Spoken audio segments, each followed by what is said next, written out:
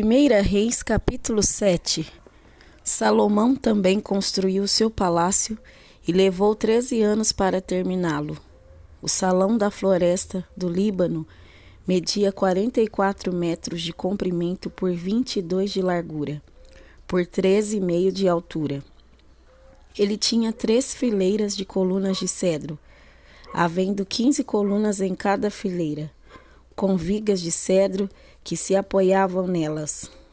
O teto era de cedro, estendendo-se até as despensas, que eram apoiadas pelas colunas. Nas paredes de cada lado havia 3 fileiras de janelas.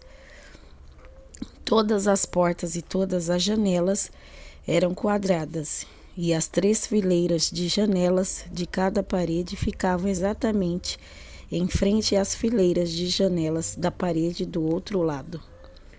O salão das colunas media 22 metros de comprimento por 13,5 de largura.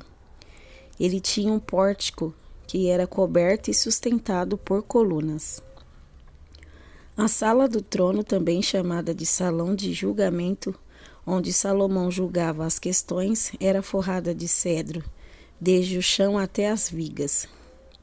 Em outro pátio, atrás da sala do trono, ficava a casa onde Salomão morava. A construção era do mesmo estilo das outras. Salomão também fez uma casa do mesmo tipo para sua esposa, a filha do rei do Egito. Todas essas construções e também o grande pátio eram feitos de pedras escolhidas, desde os alicerces até a beira do telhado. As pedras foram preparadas na pedreira e cortadas sob medida, sendo os lados de dentro e de fora cortados com serras. Os alicerces foram feitos com pedras grandes, preparadas na pedreira. Algumas tinham 3,5 metros de comprimento e outras 4,5 metros de comprimento. Por cima delas foram colocadas pedras caras, cortadas sob medida, e vigas de cedro. O pátio do palácio, o pátio interno do templo e a sala da entrada do templo tinham paredes feitas com uma carreira de vigas de cedro para cada 3 carreiras de pedras cortadas.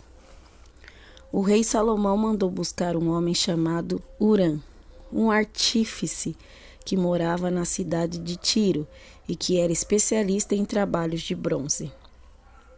O seu pai, que já havia morrido, era de Tiro e também havia sido artífice especializado em bronze. A sua mãe era da tribo de Naftali. Hurã era um artífice inteligente e capaz. Ele aceitou o convite de Salomão e se encarregou de todo o trabalho em bronze. Hurã fundiu 2 colunas de bronze, cada uma com 8 metros de altura e 1,70 metro de diâmetro, e as colocou na entrada do templo. Ele fez também 2 remates de coluna, cada um com 2,20 metros de altura, para serem colocados no alto das colunas. O alto de cada coluna era enfeitado com um desenho de correntes entrelaçadas e 2 carreiras de romãs feitas de bronze. Os remates das colunas tinham formato de lírios, mediam 1,80 metro de altura e foram colocados numa parte redonda que ficava por cima do desenho de correntes. Em cada remate de coluna havia 200 romãs de bronze colocadas em 2 carreiras. Hurã colocou essas 2 colunas de bronze na frente da entrada do templo. A que ficava no lado sul se chamava Jaquim e a que ficava no lado norte se chamava Boaz. Os remates das colunas em forma de lírios feitos de bronze estavam no alto das colunas. E assim foi terminado o trabalho das colunas. Hurã fez um tanque redondo de bronze com 2,20 metros de profundidade, 4,40 metros de diâmetro e 13,20 metros de circunferência.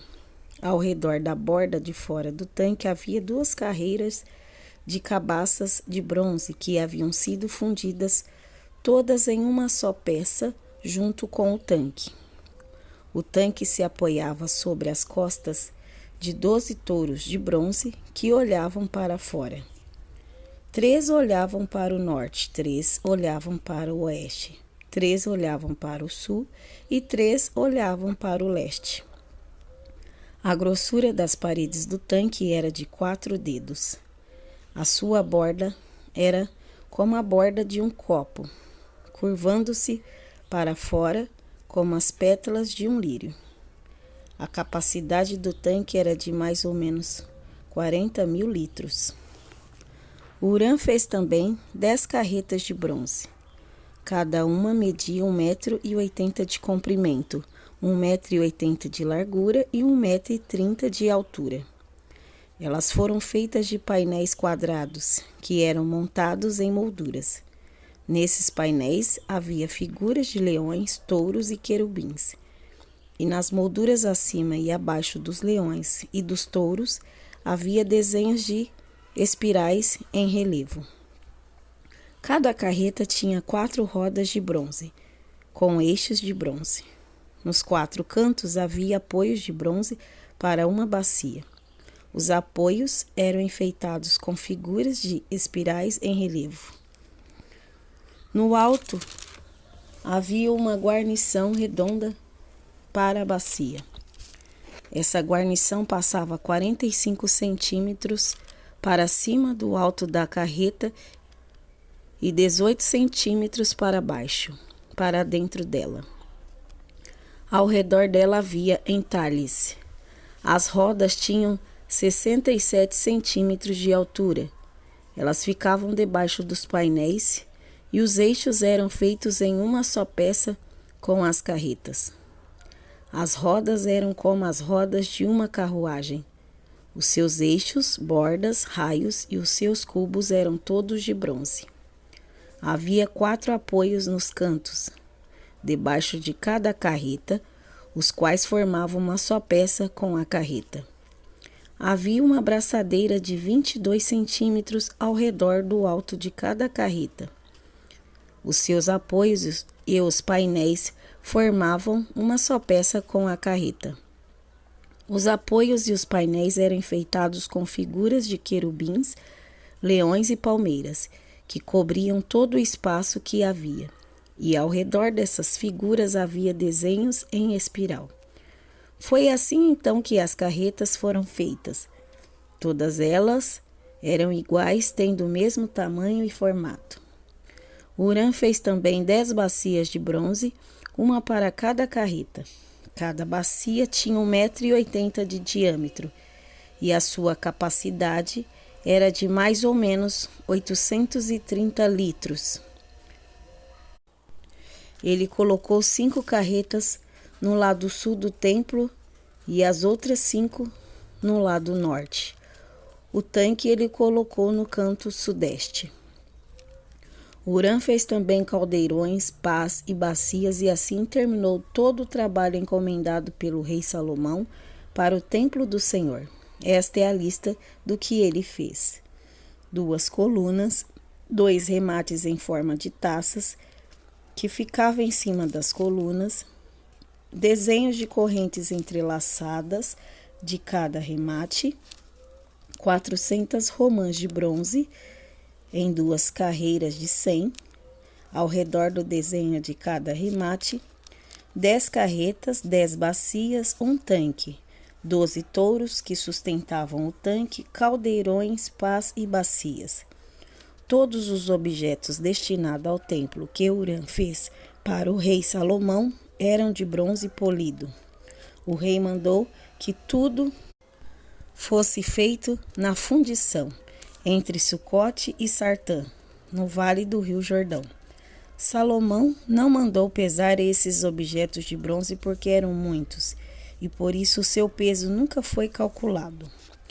Salomão também mandou fazer para o templo os seguintes objetos de ouro: o altar, a mesa para os pães oferecidos a Deus, os 10 castiçais que ficavam em frente ao lugar santíssimo, 5 no lado sul e 5 no lado norte.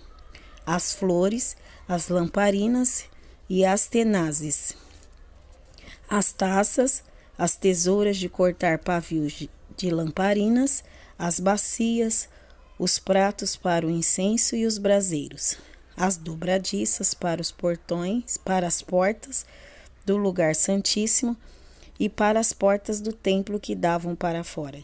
Todos esses objetos foram feitos de ouro. Quando o rei Salomão terminou todo o trabalho do templo, colocou na sala do tesouro do templo todas as coisas que Davi, o seu pai, havia separado para o Senhor Deus, isto é, a prata, o ouro e outros objetos.